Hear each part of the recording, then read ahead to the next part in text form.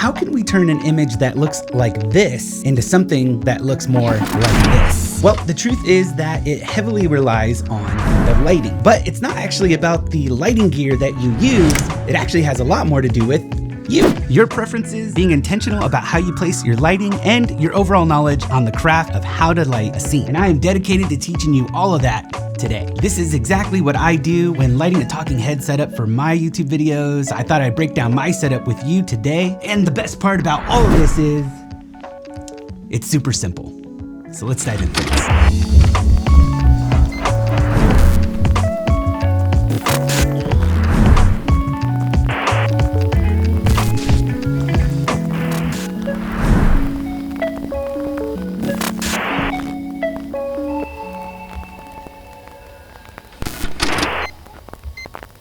All right, hold on, just give me a second.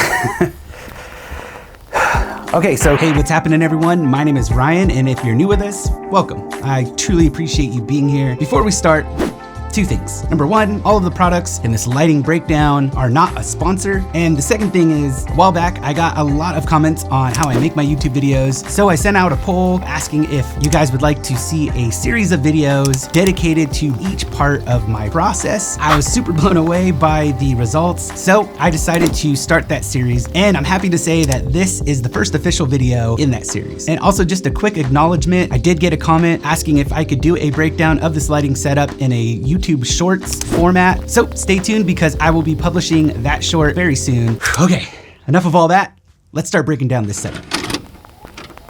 Now there are a few things that I'm thinking through when lighting any room. When I started to light this room, I just basically came in, scoped out the room, and saw what kind of natural light I had going on here. I did have this window right over here, and I knew that I wanted to block all of that lighting out because I didn't want inconsistencies in my A-roll. The reason why I do this is because in the edit, I like to throw an adjustment layer on the top, so that way I have full control over the color grade on all of the A-roll that's cut up all at the same time. If I were to allow daylight to come into this room, the lighting may be inconsistent. Sometimes it takes me a while to film these talking heads, and so the lighting changes quite a bit. But this goes with any room that I'm trying to light. For all of my cinematographer friends out there, you know very well that the first thing you do on set before setting anything up is seeing where you have ambient light spilling into the room. When I first moved into this studio, I had a light in the background, as you may have seen in some of my older videos. So that would be considered some of the ambient light that I had in this room. So I had to motivate that light. But what is motivated lighting? Well, this basically means that you're going to use whatever ambient light is in the room and use that to motivate your studio lighting. But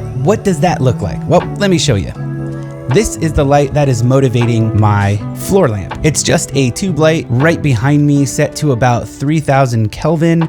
And that is just to match the light bulb that's inside the floor lamp. And that is just giving me just a little bit of rim light on my shoulder here to kind of hopefully separate me from the background a little bit better. Now I set this on the opposite side of my key light to add a little bit more depth. This is a common practice when you are setting up for an interview. You usually have your key light at a 45, and then commonly you would just put your hair light on the opposite side of that. After I established all of this, I just turned all the lights off, closed the curtains to start with a dark blank canvas. So let's do that right now.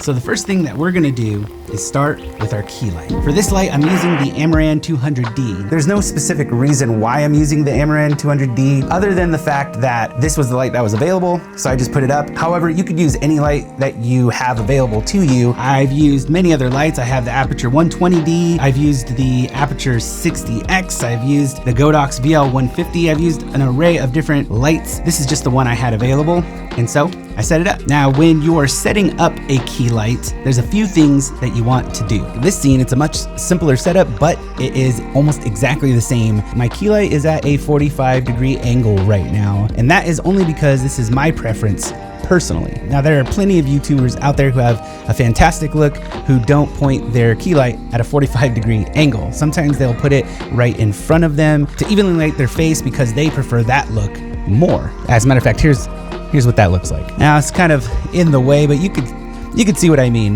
This is a more even look on my face. It still looks nice. However, I prefer a little bit more depth in my image. I definitely tend to lean towards more of that moody, filmic style look. Typically, what I would do if I were to film an interview for, let's say, a cinematic style documentary film. So we just move it back to a 45, degree angle, and then I try to get this light as close to me as possible. Now this is because the bigger your softbox and the closer you can get it to your face, the softer the lighting you're gonna get. Having a softer look and a nice soft roll off on your face, I think is part of the magic of getting that cinematic style look. Now, a couple of other things that I just wanted to note is that this doesn't have to be super expensive. I'm using the Aperture 6090. It's a great softbox, nice and big and full, and it's only about $70, I think, on Amazon. I also decided to put a grid on this because I wanted this to mainly hit me and not spill all over the room. However, you do kind of see it on the wall behind me here. Now, as you can see, this totally works. I'm very well lit up and I'm the brightest thing in the scene. However, it's not super interesting, at least not to me. That's okay because we're gonna fill the room with more lights to kind of accommodate for that. So let's get into those. First, let's start with these tube lights. Now again, these are just to separate me from the background, and they do really well. As a matter of fact, I went quite a few videos with just these two lights in the background and this key light, and it worked out fairly well. I have this tube light over here. This is just a digital photo tube light. I got it on Amazon and I don't think that they make it anymore. By the way, I'll leave links to all of this gear in the description below if it's still available. And if not, I also have this smaller tube light here. I think this is an Amazon tube light. And then also these smaller aperture lights up here. Next up is the shelf lighting. Now these are just little small aperture lights. One of them is the Aperture ALMX and the other is the ALM9. Super old lights. As a matter of fact, most of the lighting that I'm about to show you in this is pretty old, but it works great for me. I don't really have a reason to switch any of this out. It doesn't really matter the lighting that you use. If it has 5600 Kelvin and has a lot of output that you can control, that's gonna work really great, especially after you put a softbox on it. Now these lights here are just gonna be lighting up some of the vintage cameras on the shelves. Ideally, I'd like to have them above the cameras, but I haven't figured out a way to attach that to the top yet, especially for the MX. It's almost all metal, so it's super heavy, and I just didn't want it falling on my cameras. Now, this absolutely can work really well for your videos. It's super clean, I'm well lit and separated from the background. However, I just wanted a little bit more, especially for that picture behind me. It's so much in the dark that it almost feels a little unnatural. So even though these lights help to light me and separate me from the background, it still wasn't enough. So I added this LED strip. It's just an LED strip by a company named Govee. I think it was only about $10, maybe $15, and you get about 16 feet out of it. Now, one thing to know is that this light doesn't have a true white to it. This is the white setting, and you probably can't tell in the video. However, in person, it looks a little bit more blue. So it's a little bit off from the tube lights and the shelf lighting, but it does work really well for lighting up that area in the middle and the rest of the shelves, just giving it a little bit more of a balanced look. And one more light that is actually a new addition. It is the light that is over my desk setup and is the Amaran 60X. As you can see, it kind of just gives an overall balance to the look of this room. It was looking a little bit dark on that desk. I have the Aperture Light Dome Mini on that, and that's just a small softbox that I use for a little bit more of directional light on the desk there. Hey, what's happening, everyone? Future Ryan here. There's one thing I forgot to mention, and that is I actually got a comment a while back asking if I could show the false colors of this exact setup. So here's what that looks like here. Now, as you can see, there's a little bit of red here and right over here. You could also see that there is a little bit of blue, but I know that I could pull a lot of those shadows out in post because I'm filming an S-Log 3. And also some of these highlights will be saved as well. Some of them just can't be, but as you can see, there's some pretty well balanced lighting going on here. Now, I also just wanted to mention that if you have an idea or would like to see a specific part of my process or even just a specific video, then let us know in the comments because you never know, that could become a video in the future.